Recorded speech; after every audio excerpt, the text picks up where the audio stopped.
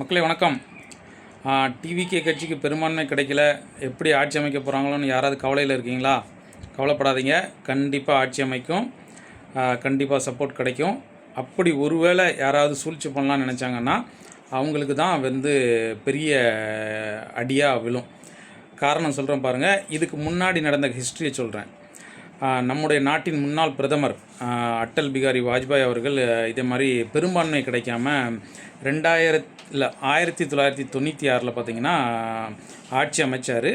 கூட்டணி கட்சிகளோட இதில் பெரும்பான்மை கிடைக்காம 13 நாளில் அந்த ஆட்சி கவிழ்ந்துருச்சு.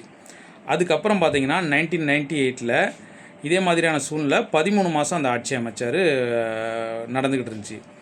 ஆனால் 1999 பெரும்பான்மை பெற்று 5 வருஷமாக கண்டினியூஸாக ஆட்சி அமைச்சார்.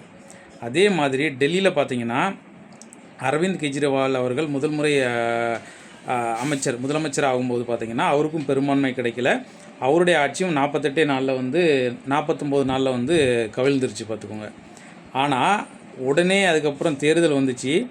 அதில் அவர் தனி பெரும்பான்மையோட 70 சீட்டில் ஜெயித்தார். எல்லா கட்சிக்கும் அடி தான்.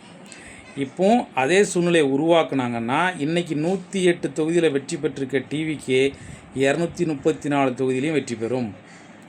இதில் நிறைய கட்சிகளுக்கு பிரச்சனை வரும்.